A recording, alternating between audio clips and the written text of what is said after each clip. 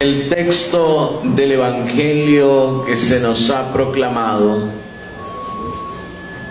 pensaba ayer en la noche que lo meditaba, nos hace reflexionar sobre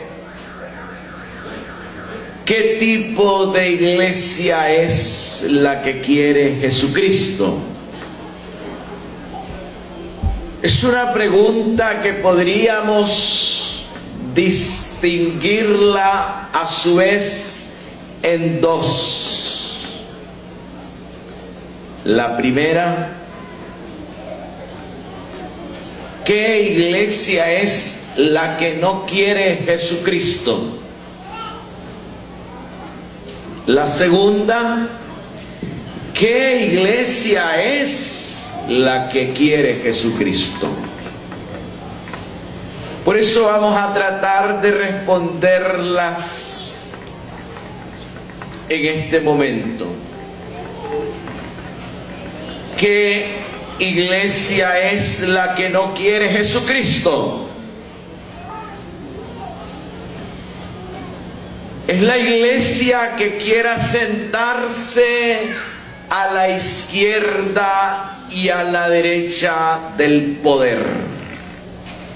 Esa no es la iglesia que quiere Jesucristo. Es la iglesia que busque codearse con los poderosos. La iglesia que busque tener influencias en el poder. La iglesia que negocie o que pacte con el poder para tener cuotas en él. Una iglesia que sea capaz de poner en riesgo y en tela de juicio o de duda la fuerza profética que le ha dado el Divino Espíritu. Una iglesia que por quedar bien con los poderosos de turno, no importa cuáles sean, sea capaz de callarse. Una iglesia que para no perder el favor de los poderosos de turno, cualesquiera que sean, prefiera no hablar, no levantar su voz para denunciar la injusticia, no levantar su voz para hacer críticas constructivas, para iluminar desde el Evangelio las realidades sociales, políticas y económicas del pueblo. La iglesia que busque los primeros asientos del mundo, los primeros lugares profanos del espíritu mundano. Una iglesia que haga encerronas con los poderosos, con los grandes de este mundo. Una iglesia que le dé la espalda a su propio pueblo. Una iglesia que en los momentos más críticos y más difíciles prefiera acomodarse, situarse en el sillón de los grandes. Una iglesia que tenga miedo de ser despojada. La iglesia que no quiere Jesucristo Es la iglesia que en aquel momento le pidió la madre de los Zebedeos a Jesús, cuando le dice: ordena que estos dos hijos míos se sienten en tu reino, uno a tu derecha y el otro a tu izquierda, pensando en un reino temporal, pensando en que Cristo iba a instaurar un poder estatal en el mundo. La iglesia que prefiera ocupar lugares en este tipo de reinos para no perder la gracia, no de Dios, sino la gracia de los fuertes del mundo, a costa de darle la espalda a los débiles. La iglesia que no quiere Cristo es una iglesia herodiana, que se vuelva cómplice de la muerte,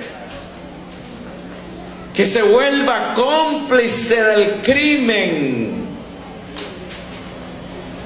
que se vuelva cómplice de la injusticia, que se vuelva cómplice de la opresión, de la explotación, de la discriminación. Una iglesia, para decirlo en una palabra, corrupta. Esta no es la iglesia que quiere Jesucristo. Una iglesia que quiera endulzar las palabras para que suenen bien a los oídos de los grandes y de los fuertes. Una iglesia que le tenga miedo ir al desierto, como lo hacía Juan el Bautista. Una iglesia que tenga miedo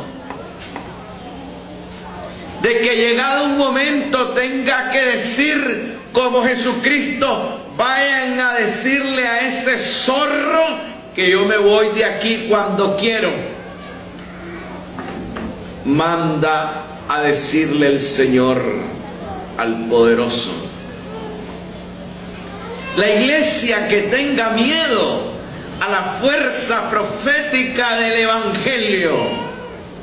La iglesia que tenga miedo a esta fuerza profética, queriéndose guardar de la crítica para no ser criticada, para no ser señalada, para no ser juzgada por el mundo. La iglesia que no quiera nadar contra corriente, a la que no le guste nadar contra corriente. La iglesia que no quiera ser signo de contradicción, llevarle la contraria al mundo, al espíritu mundano, al espíritu profano, al espíritu pagano. Esa no es la iglesia que quiere Jesucristo. Esa, queridísimos hermanos y hermanas, tengan ustedes claro, no es ni será nunca la iglesia de Jesucristo.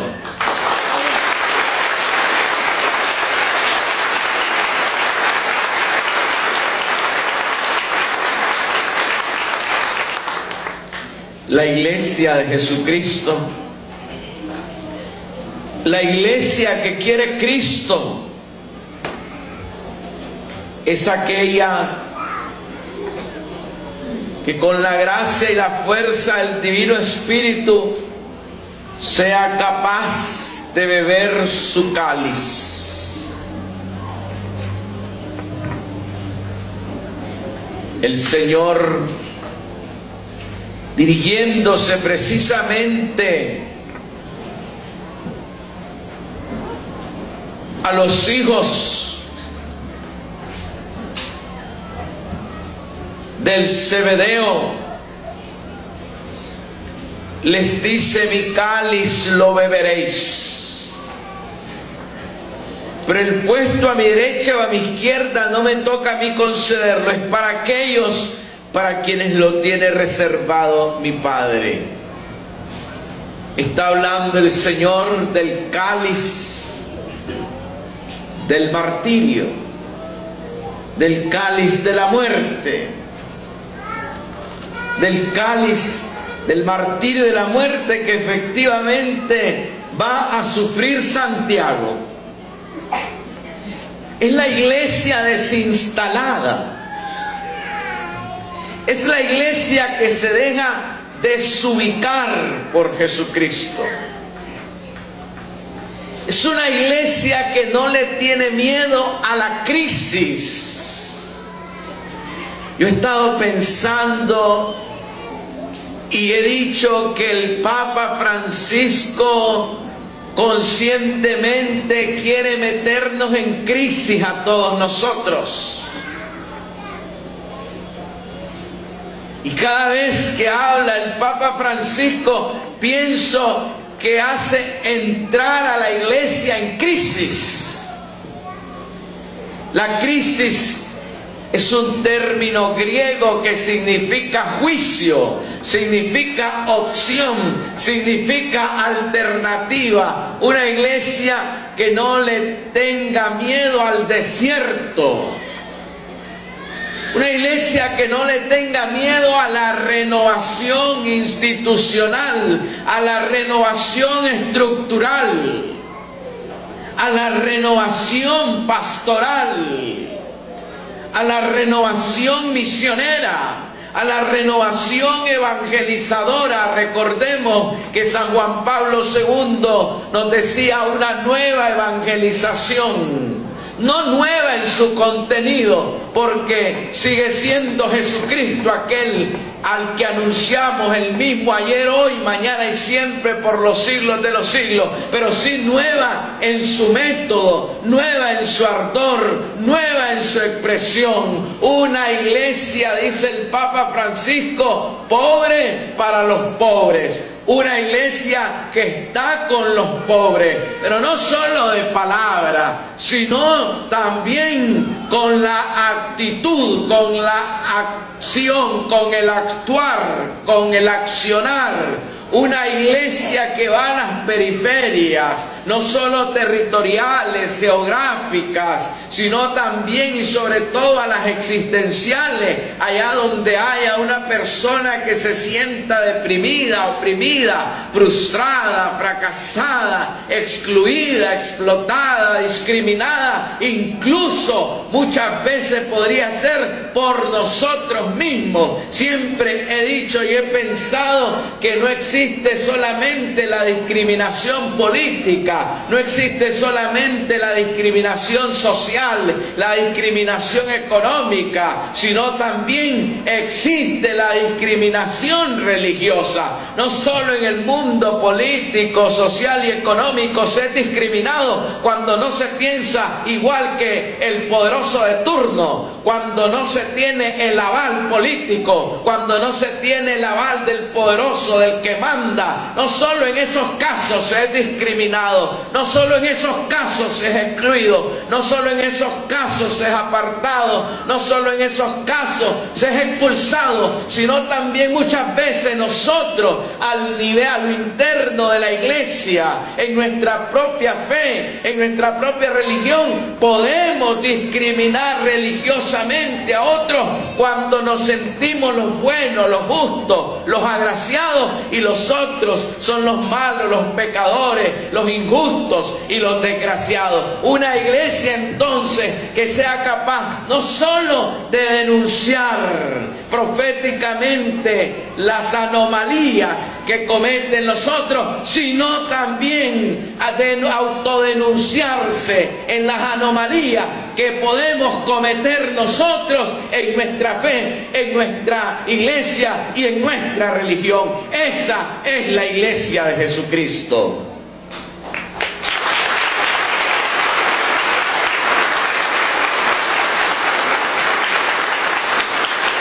Por eso,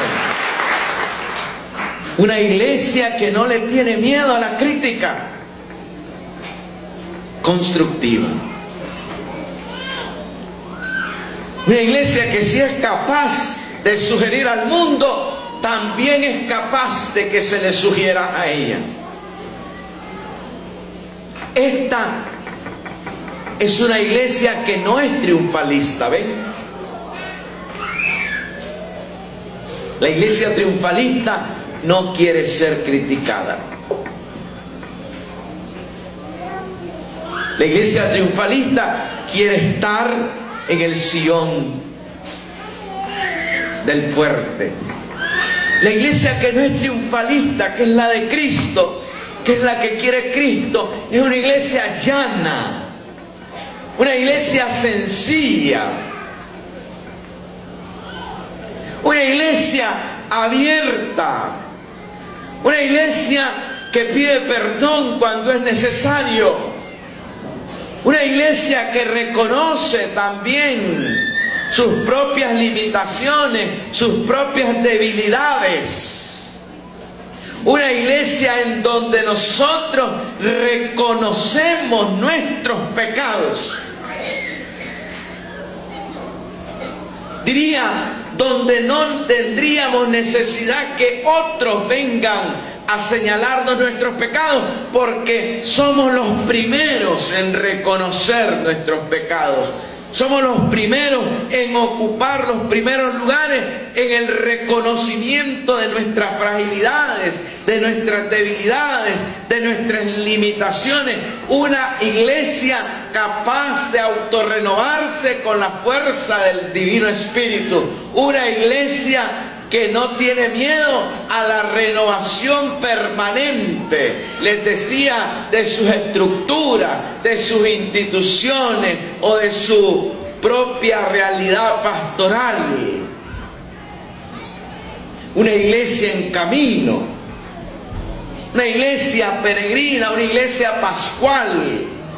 Es una iglesia que no se acomoda a este mundo, que no se adecúa al espíritu profano, al espíritu pagano. Esta es la iglesia que quiere Jesucristo. Una iglesia que entonces, entrando ella misma en renovación, por esa razón es también capaz de clamar por una renovación en todos los ámbitos sociales, políticos y económicos. Una verdadera transformación. La iglesia que, como Juan el Bautista, no endulza las palabras. Una iglesia que, como su Señor, nuestro Señor, habla claro y directo al corazón del hombre. Una iglesia que va acompañando a su pueblo. Una iglesia que acompaña al pueblo que sufre. Una iglesia que es portavoz de los que no tienen voz, de los pobres. Una iglesia que proclama como centralidad de este anuncio evangelizador, de este anuncio de Jesucristo, la dignidad humana, el respeto a la dignidad de la persona, el respeto a la dignidad del pobre. Que la persona, que el pobre no sea utilizado para fines políticos, para fines económicos, para fines ideológicos, donde el pobre sea respetado por lo que él es, un hijo de Dios, un cristiano, un ungido por el Divino Espíritu. Una iglesia que va siempre a anunciar la esperanza al pueblo de Dios. La esperanza que consiste en creer que aún en los peores y mayores momentos de oscuridad, siempre el amor de Dios es capaz de transformar al mundo y de transformar el corazón humano. Una iglesia que al anunciar la esperanza también denuncia la injusticia. Que al denunciar el pecado personal también denuncia el pecado estructural.